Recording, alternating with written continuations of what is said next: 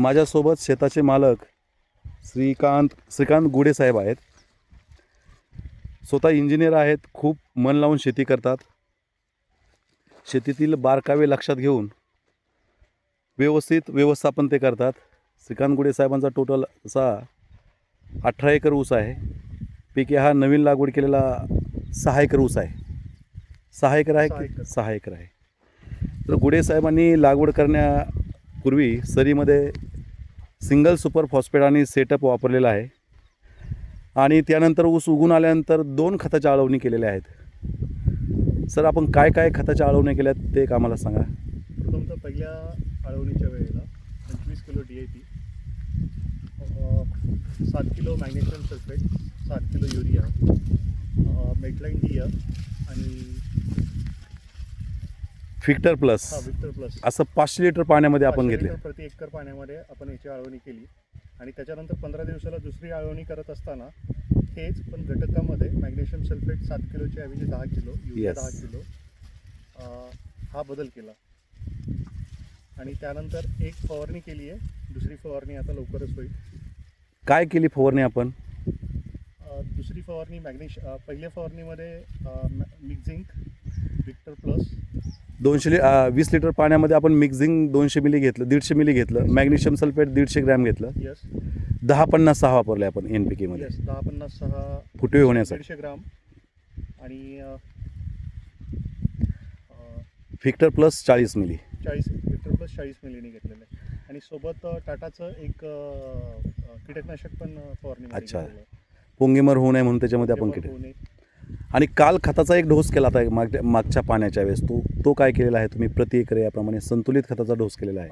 14-35-14. त्याच्यानंतर सेटअपची एक बॅग घेतलेली आहे. सिंगल सुपर फॉस्फेट एक bag, magnesium sulphate 12.5 kilo, Metaline DF Metaline GR 12.5 kilo आणि हायकेल G 12.5 किलो. युरिया किती घेतला? युरिया 1 पोतं घेतलेला. असं मिक्स करून संतुलित खताचा डोस आपण केला आणि त्याच्या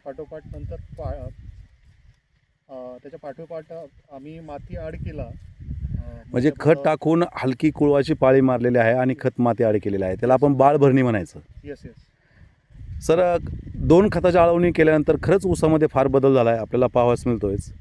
तर तुम्हाला काय काय बदल झालेला दिसतो? तुम्ही एक सांगा, तुमच्या नजरेमध्ये काय बदल दिसतो? प्रथमतः यावर्षी ऊस लागवडी झाल्याच्या नंतर अतिशय जास्त थंडी असल्यामुळं उगवण फार उशिरा झाली. उगवण उशिरा झाल्याच्या नंतर तो फुटवा येत नव्हता आणि जो काही फुटवा आणि आत्ता सध्याचा प्लॉट आहे त्या सगळ्या फवारणीच्या मुळंच आहे. आजूबाजूला ज्या ठिकाणी बघतोय त्या कंपॅरिझनमध्ये ऊसाची परिस्थिती बरी आहे. फुटव्यांची जी जाडी पाहिली तर ती खूप चांगल्यापैकी आहे. जेवढी जाडी जास्त तेवढी ऊसाची कांडी ही मोठी राहते आणि पानांची ताकद पाहिली तर पानं पण खूप चांगले आहेत. तर धन्यवाद साहेब. तुमच्यासारखे जे आदर्श शेतकरी आहेत की पिकाचा संतुलित आहार समजून घेतात आणि त्या पद्धतीने पिकाला करतात. असे जर संतुलित खताचे डोस आपण सर्व शेतकऱ्यांनी जर वापरले, नक्कीच आपल्या उत्पादनामध्ये लक्षणीय बदल होऊन जाईल. आपल्या मार्गदर्शनाबद्दल खूप खूप धन्यवाद सर. मग तुम्ही शेतकरी ॲग्रो सर्व्हिसेस यांच्यानुसार जे नियोजन करता त्याच्यावरती समाधानी आहात? फार समाधानी आहे. आपल्या दिलेल्या सूचनांचं पालन करण्याचा आटोकाट प्रयत्न करतो. हेच महत्त्वाचं आहे गुडे साहेब. अनेक शेतकरी ऊस लागवड करतात पण थोडं ट्रॅडिशनल पद्धतीने खत व्यवस्थापन असेल, पाणी व्यवस्थापन असेल, अशा पद्धतीने त्यांचं चालू असतं आहे. खताची फवारणी का घ्यावी, त्याचे फायदे काय आहेत, ह्या गोष्टी अजून ते समजून घेत नाहीत आणि खताचे डोस चुकीच्या पद्धतीने फक्त एकेरी खतं वापरतात, NPK खतं वापरतात, संतुलित खताचा वापर करत नाहीत. आणि ह्या गोष्टी तुम्ही समजून घेताय, एज्युकेटेड आहात तुम्ही आणि त्याचा फायदा तुम्ही तुमच्या शेतामध्ये करून घेतायच. तर पुढल्या चांगला ऊस येण्यासाठी तुम्हाला खूप खूप शुभेच्छा. धन्यवाद सर. धन्यवाद.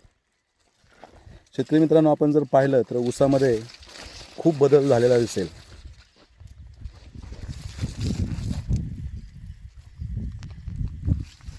ऊसाच्या प्रत्येक पानांमध्ये 2 बोटं अंतर आहे.